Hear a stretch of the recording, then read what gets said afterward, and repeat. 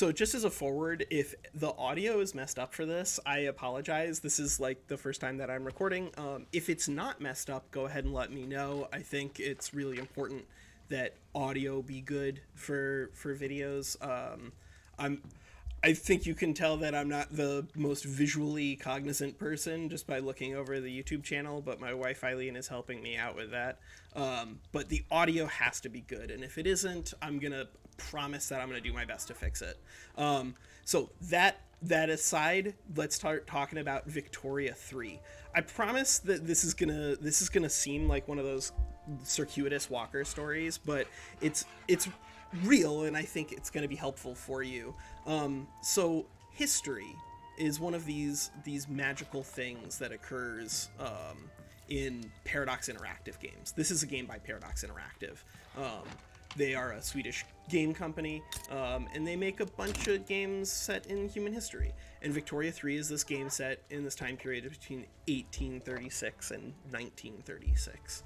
This time period is just outrageously transformative for humans. It just really does completely break down earlier structures of society. So in 1800, life would have looked a lot more similar to humans stepping through a time portal from 800 than people stepping through a time portal to go from 1800 to 1900.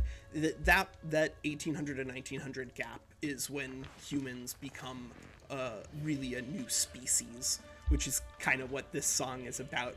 I think I'm going to increase the audio for that just a little bit. It's so good. I love some of the tracks they've included in this.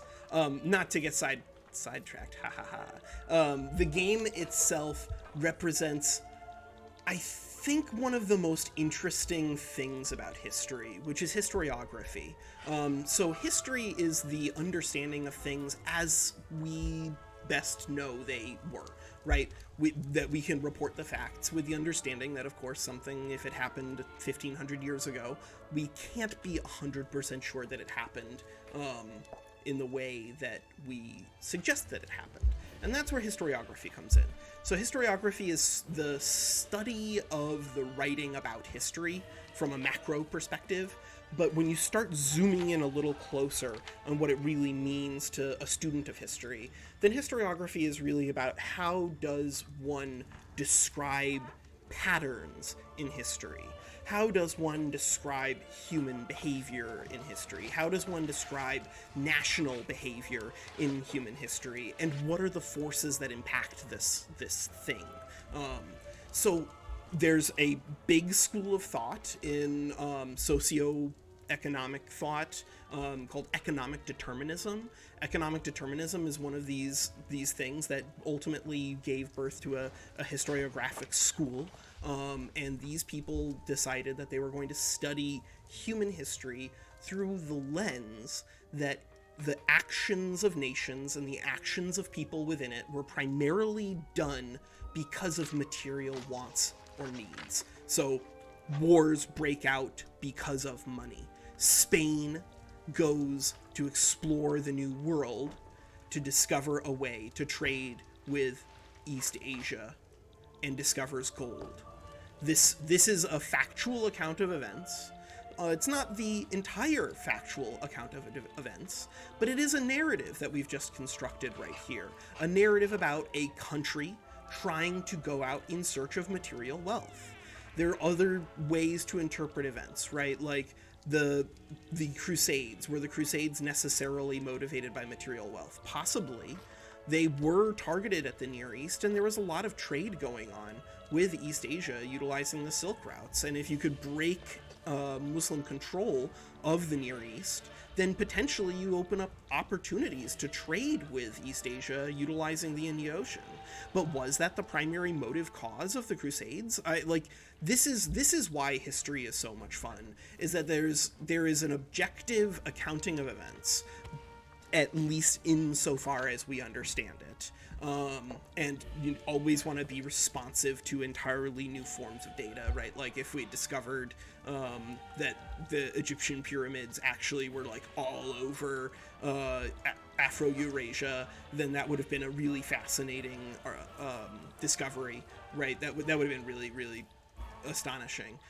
But respond to the data as it comes to you, but try to interpret the data that you currently have.